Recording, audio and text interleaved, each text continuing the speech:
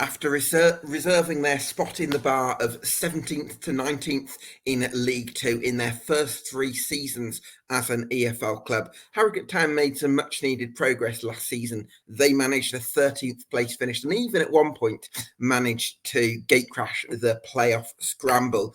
Can Simon Weaver's side make themselves at home in League Two's mid-table? That's what they'll be looking to do this season. We're going to find out whether they can do it on this Summer Deep Dive.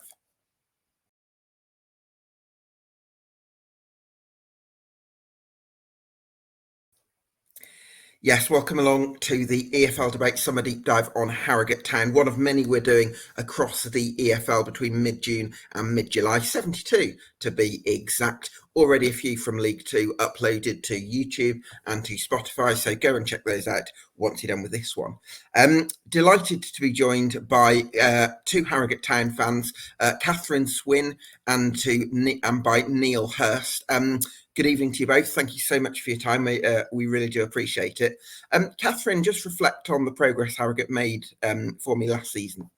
I think it was a really good season. We made good progress. It was a bit of a poor start, I would say, but I think from sort of around the Wrexham time when they got the draw, they played really well, and the form was like playoff form, and with a bit more, I think, luck or better form at start, they would have got into the playoffs. So I was very pleased with it. I think they even could have finished higher than 13th because dropped a few points at the end of the season. But overall, yes, I'm very happy and no worries about relegation, which was obviously have been the case in the past. So.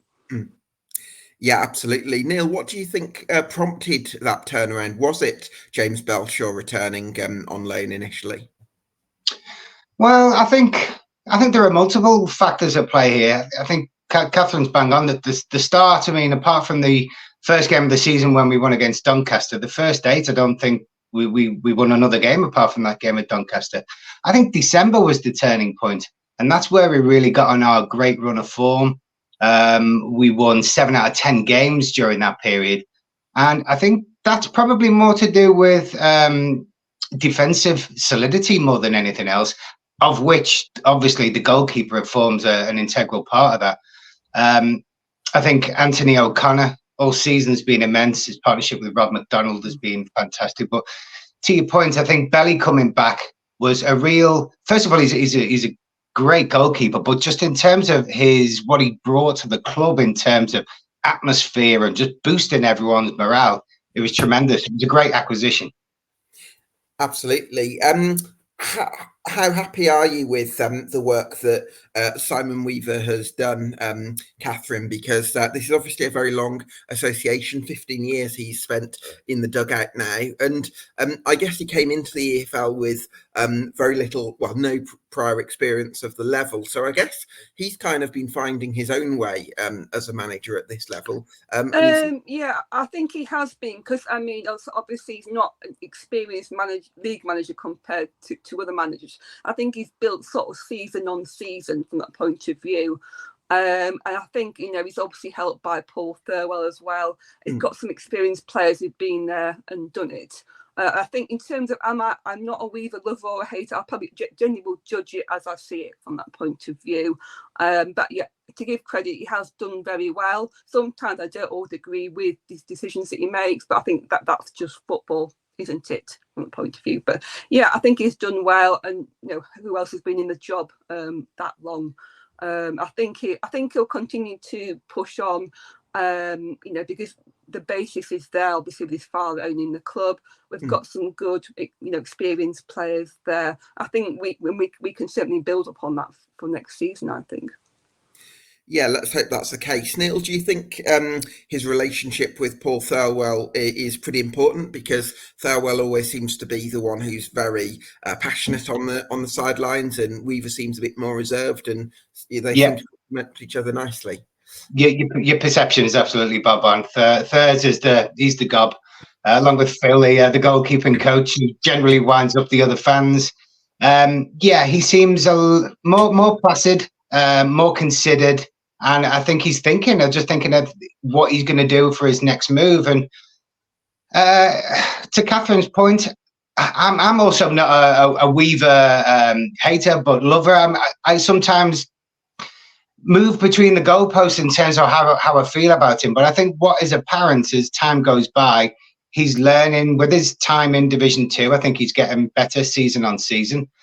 And I think his in-game management is actually getting better.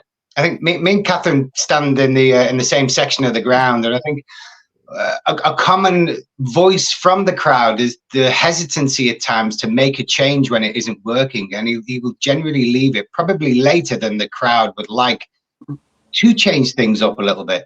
Now, just because the crowd shout, it doesn't mean the crowd's right and he's wrong, but it's a common voice. But I think he's adapting more, and his on-field decisions are actually working better for us. Yeah, well, that's. I think that's a really important thing. I think for managers to be able to learn, even when they're doing a good job, that they continue to see ways that they can improve their management, and it's great that Simon's been able to do that. I guess I wanted to look at the squad, Katherine, and you've got 17 players, of course. You did have Abraham Ado under contract, but of course he's gone to Peterborough. So 17 players. Are we looking at 4 or 5 more additions between now and the end of the window? I mean, I don't know in terms of what money is available. I do think we need reinforcement. So certainly, I think we should look into replace Ado, unless he's going to bring potentially James Daly back into the squad rather than send him on loan. He could be potentially like a replacement or a squad player. I think we just need more. I think we've got a good team. I think it's a matter of adding reinforcement. I'd also like to see us get a striker who will score, like 15, 20 goals. I mean, I don't think March is the answer. But Muldoon does very well, and he always chips in. But I think for us to push on to that next level players, we need a sort of 15, 20 goal season player. And just, I think, mainly to me, squad players, a lot of the players we've got will be starting next season. So. Yeah, I think that Abraham Ado replacement is a big one, Neil. You could look at it and say, let's give James Daly a go, because he's obviously a very direct winger as well. And I suppose you've also got you've also got Jack Muldoon, who did play more often up top than left wing last season, but when you had Luke Armstrong the year before, it was often Jack Muldoon sort of combining on the left with the left back. So he was more on the left. So is there a world where Simon Weaver sticks with Daly and Muldoon as the left wing options, or do you think you will go for an out and out replacement for Abraham Ado? I think we're going to have to. I think Daly went to, I want to say it was Aldershot. I'm sure he'll correct me if that was wrong. And the last time I looked, he was actually doing a half decent job there. In honesty, I think we're going to have to replace. I think we're going to have to go in the transfer market. And arguably make quite a few acquisitions depending on what the money situation is. We let 3 goalkeepers go at the end of the season. Joe Mattock as well, and then a gaggle of kids. And then, as you say, Ado went and Kane Ramsey went at the midway point of last year as well. So I think that probably leaves us with, 6 defenders, 6 midfielders, and maybe 4 strikers. I had half an eye on Jack Diamond, the ambitious, the hopeful part of me, because he had a really good spell for us when he was with us last time. Yeah. Obviously, he's now gone to Stockport. But no, I think on a personal note, I think we need that left side covered by somebody.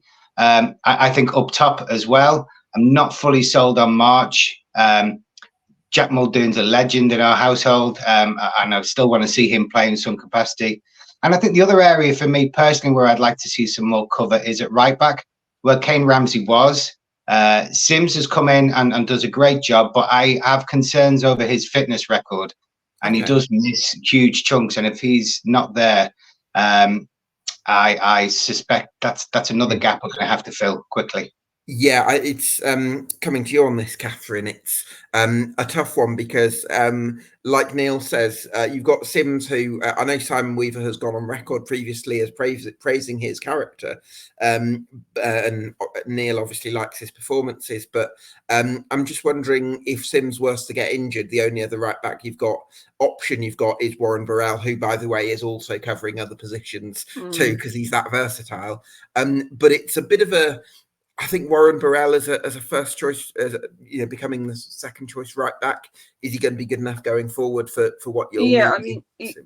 I mean, in himself in terms of things. I mean, I like Neil. I love Sims. I mean, season before last, he's 100% player. He's committed. He gives it his all. Even when the team wasn't playing well, he was. And I think I did read that he was having some additional treatment to help his fitness. So hopefully that will kick in.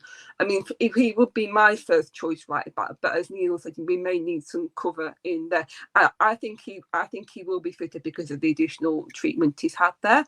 But yes, arguably, I think we may need cover. Burrell, I mean, where's his best position?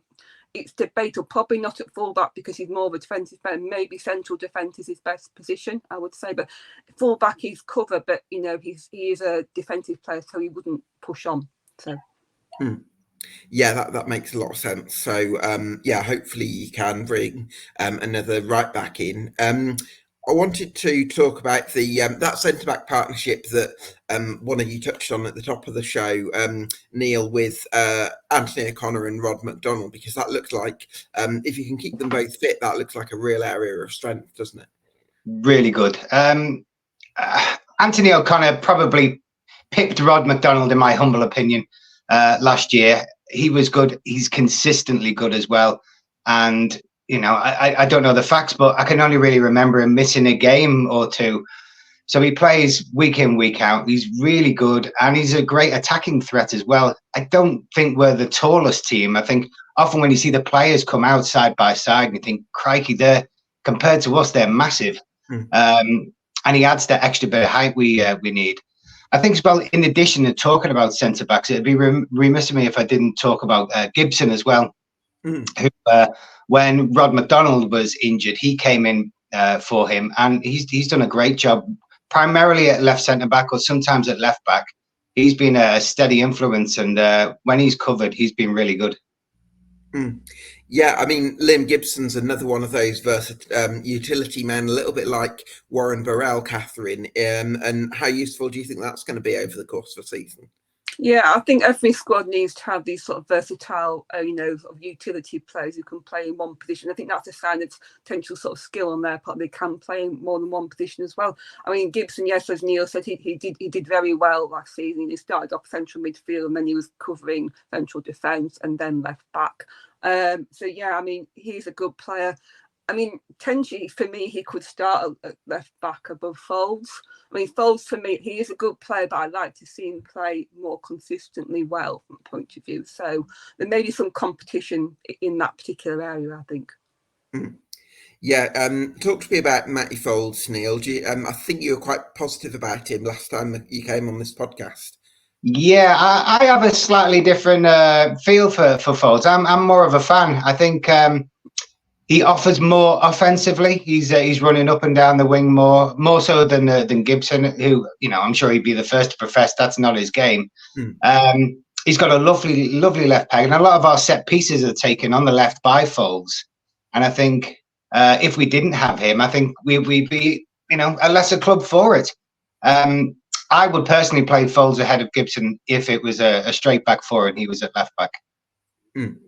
Yeah, that makes a lot of sense. And then I suppose we'd come to the news that James Morby has been given his first professional deal as an academy graduate, Katherine.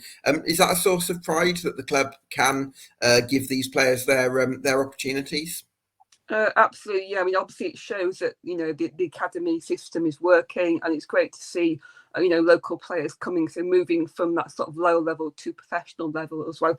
I mean, last season, we did have one or two. I mean, quite a few people, including myself, like Claire O'Boyle. I would have actually retained him because for O'Boyle, because he looked good in the few appearances that we did see him, so I would have retained him.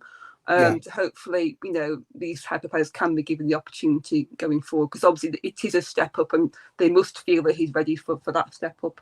So. Yeah, hopefully he can come into the equation. I was quite intrigued, Neil, to see that James Morby has been billed as a wing-back, where if you look at the article on the official club's website when they actually announced his professional contract. So I'm wondering, is there a world where Simon Weaver goes for a wing-back system, which he used a few times last season, albeit 4-2-3-1 was his main system of choice? Yeah, I think as I alluded to before, I think he's as his tenure in League Two grows and grows, I think he's adding more flexibility and more range to his formations. And I think that's partly to be less predictable. Partly it's down to the personnel he has at his disposal, and obviously it's partly to do with the opposition that you're facing. Absolutely, I think that the one thing that worries me about the academy players is the amount of time they're afforded on the park, which is not unique to Harrogate Town. But to Catherine's point, Finn O'Boyle was the standout one for me of the kids coming through. And he wasn't given as much opportunity as I hoped he would have been. Even in games where we were maybe losing 3-0 and there was nothing particularly much to play for, I would have liked to see him have minutes and come off and just get a little bit more time under his belt on the field. And I think that would have served him well. And I think I'm right in saying now he's been released. That's right, isn't it, Katherine? Yes, yeah. Yeah, most of the players were released. Yeah. I thought Emmanuel Ilasanmi was supposed to be quite highly rated as well. I didn't see much of him. I didn't, when I personally did him, I didn't feel he was quite ready for the level. I think it, to me, just didn't seem to be strong enough there. So I felt he wasn't quite ready for league football. Okay. So. Right.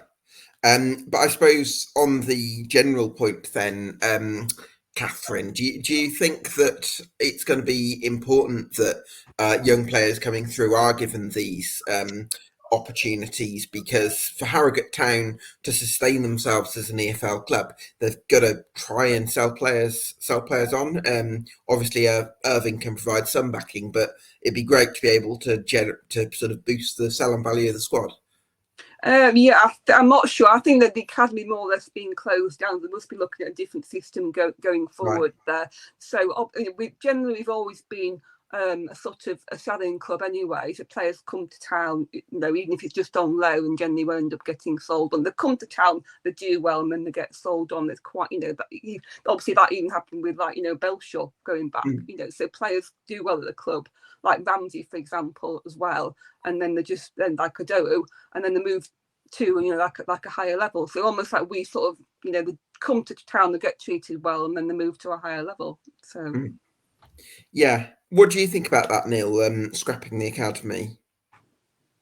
I mean, morally, it feels good to have that source of players, from the local community.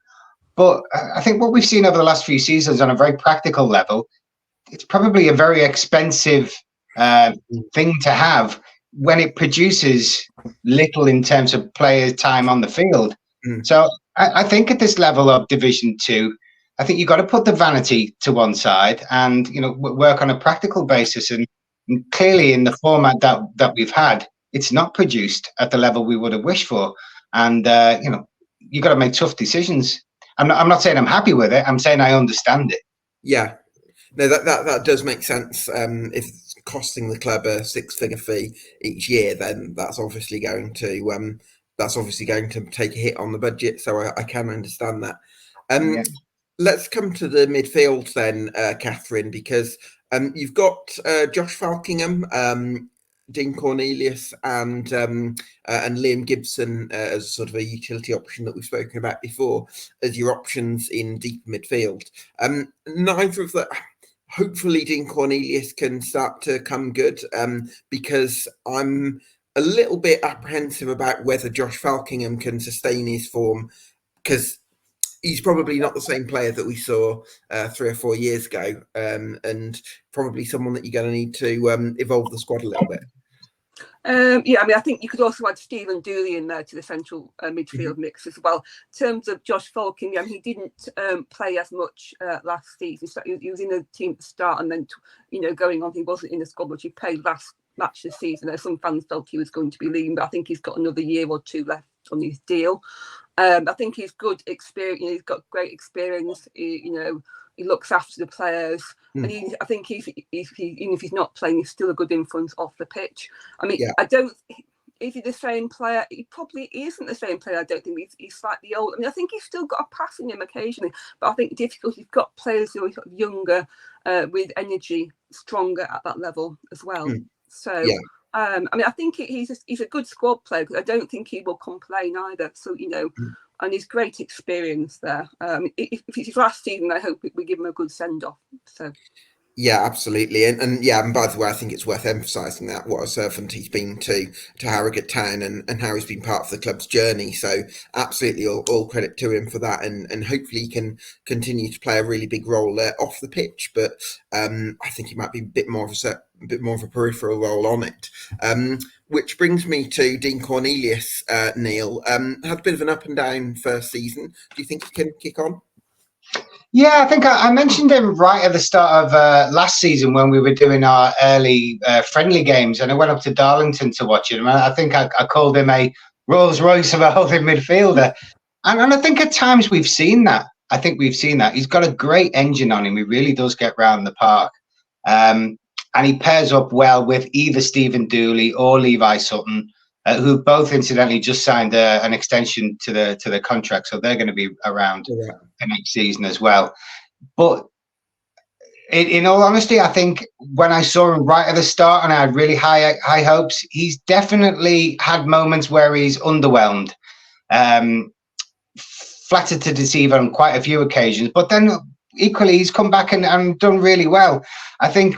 What does that tell us? I think he just needs to get some consistency in his game, and I think as well, as much as he's great at breaking things up and playing a ball forward, I would like personally to see him get forward more as a person rather than play the pass forward. Him get forward more.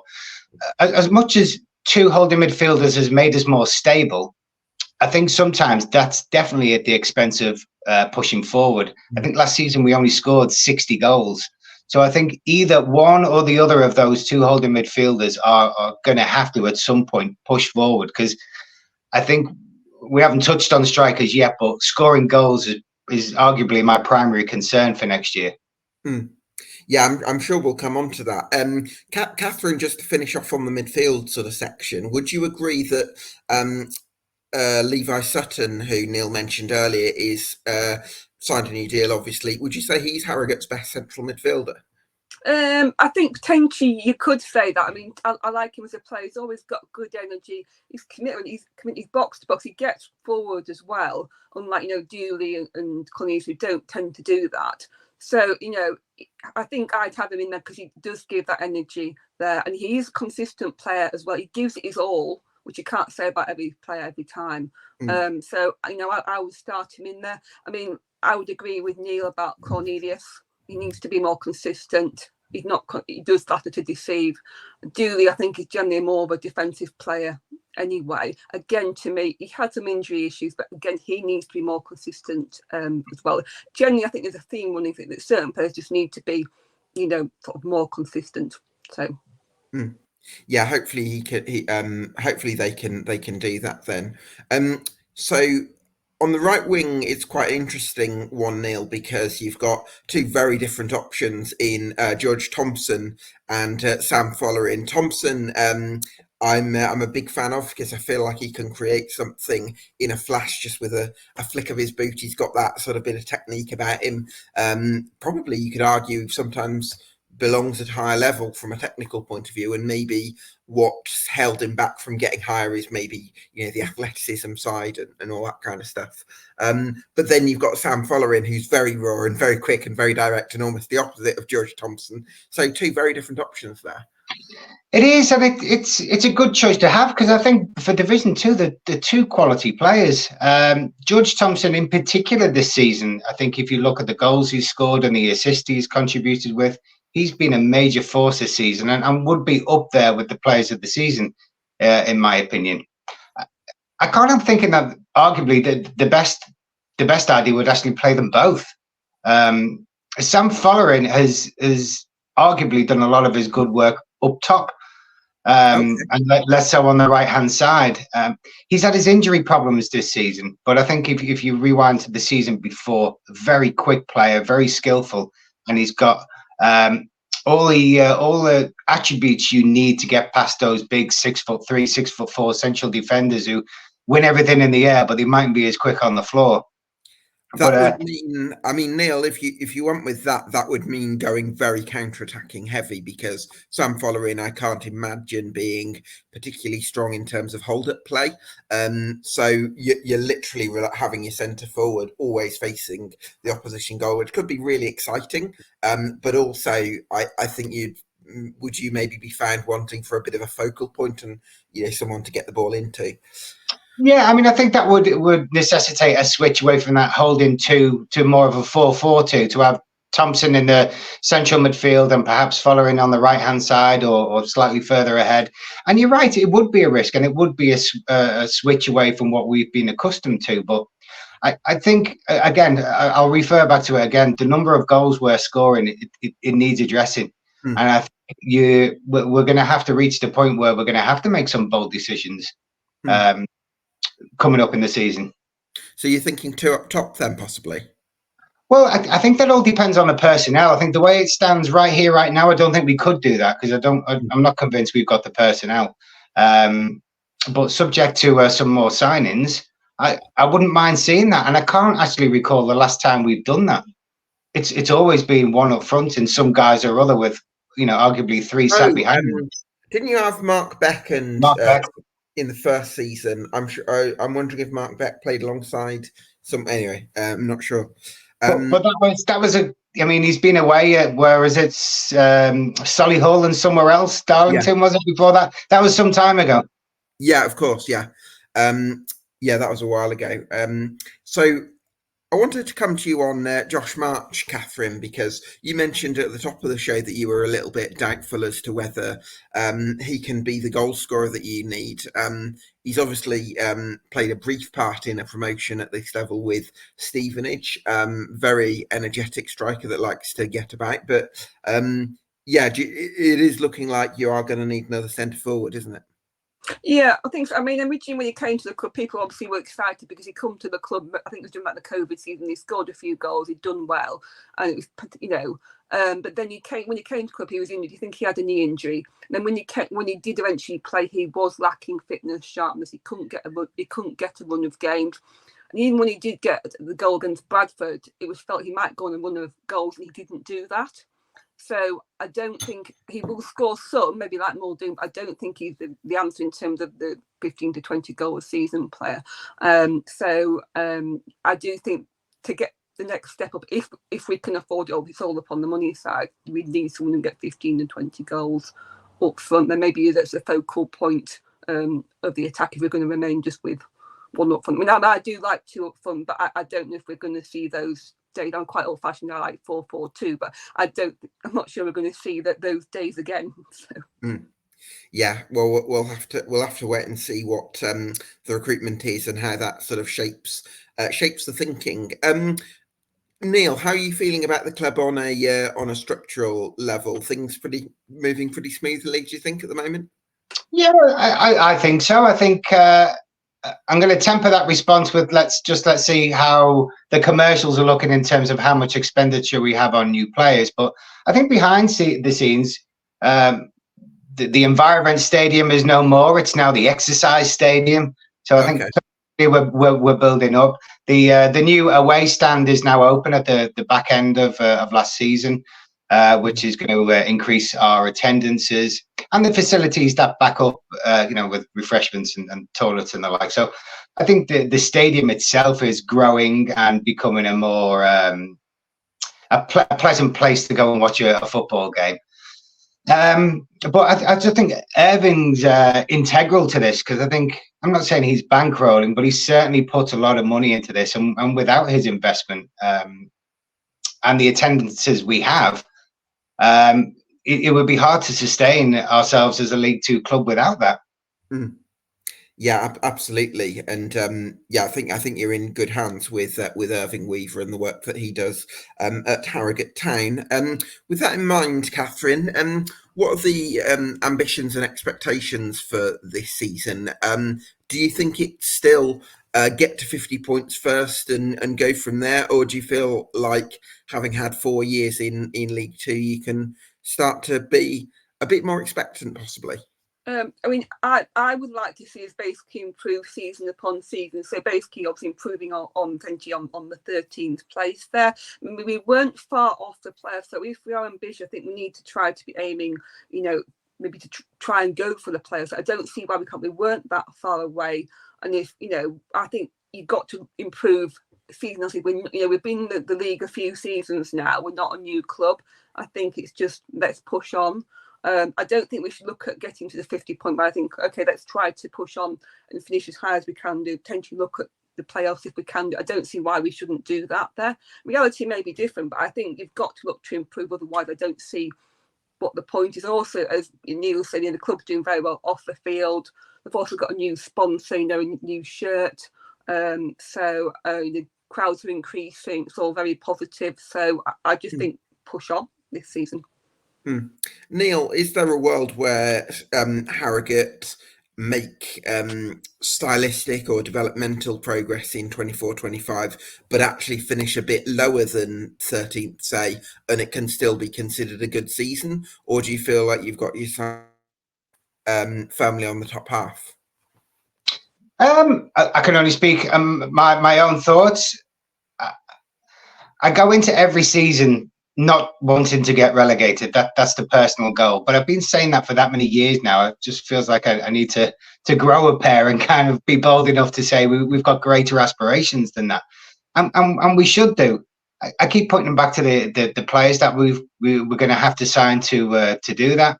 But I look at the teams that have come up. I look at like Chesterfield. They're arguably the favourites to go up this year. I think it's going to be really tough. I think it's going to be really tough for us.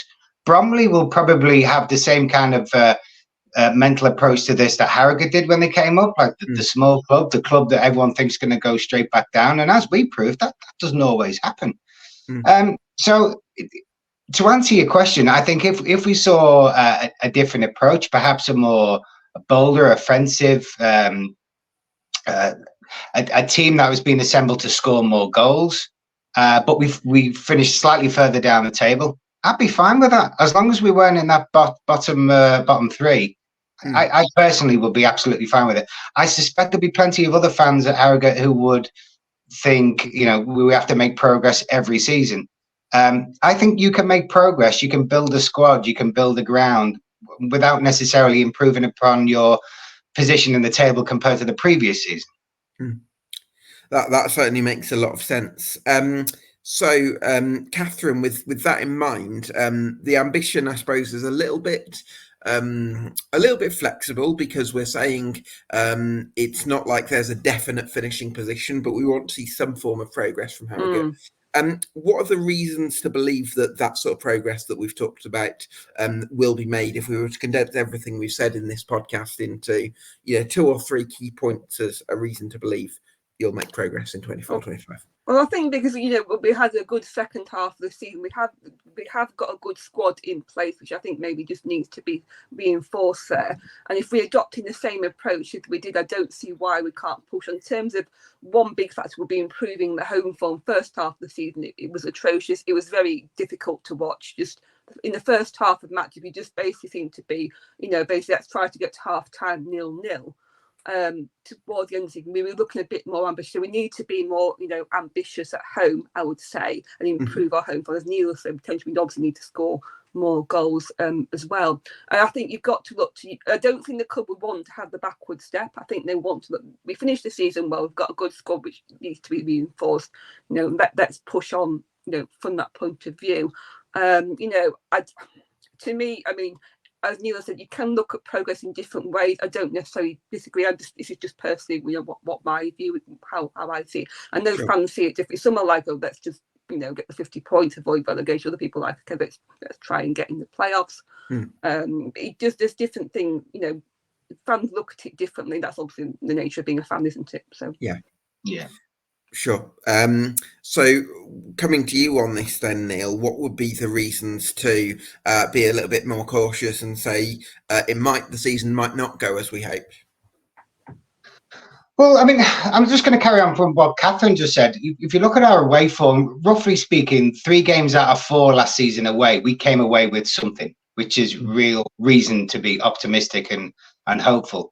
It is all to do with our home form. Now, I don't know if that's the size of the ground. I really don't know what it was. At times, it was really unattractive football. And I think it was the EFL Cup. We played against Blackburn. We took a pasting 8-0. There has been some kind of like dark times at Weatherby Road. But I think what definitely goes in our favour, and I'm not just saying this as a Harrogate fan, is I think you've got a good collection of fans there who will cheer regardless. I went to the Mansfield 9-2 away game where we got absolutely hammered. And you could argue that a lot of other clubs would be booing, they'd be calling for his head, all that kind of stuff. There was none of that. Everybody stayed until the end. Everybody understood it was an off day. And then I think it was Crewe the next game. We got a 0-0. It's just what we needed. It was boring as hell. We were very lucky to get that 0-0. But that's exactly what we needed. So I think the fans are a positive. I think the away form is a positive. So what do we need to concern ourselves about? I think it's our home form. I think it's getting out of a rut. As I alluded to right at the start, we did win the first game of the season, but then we didn't get anything, no wins in the next 7. So if you get into that cycle of not producing a result, you've got to snap out of that quickly. And I think as well, we need a slightly bigger squad. I think some of those drops in form that we're seeing is that they're playing Tuesday, Saturday, and arguably a lot of that is to do with tiredness. And he's playing those players repeatedly because he's seeing them as their best pick, and there's often no alternative to picking those players. Yeah, that makes sense. So hopefully you can have a bigger squad next season. So a lot's going to depend on what comes in the next couple of months. You've obviously got a good start in terms of 17 players under contract. That's a good number to go into pre-season with. So I'm going to ask you, Katherine, too early for a prediction for next season, obviously, because we're in mid-June. But give me a number between 1 and 10 that denotes your level of optimism that Harrogate Town's ambitions can be realised. Sorry, how we start? Are we saying 1 definitely or 10? No. So 10 would be the most optimistic. I'm going to go with a 7. Okay. What about you then, Neil? I'm slightly more optimistic now. I'm going to go the dizzy heights of an 8. Oh, okay, nice. Well, you were the one that was banging the drum for Harrogate possibly still having a sniff at the playoffs for most of the season, and you were nearly through. End of March, we were 5 points off the playoffs. I mean, yeah, we were there. Absolutely. Well, hopefully you can be there again.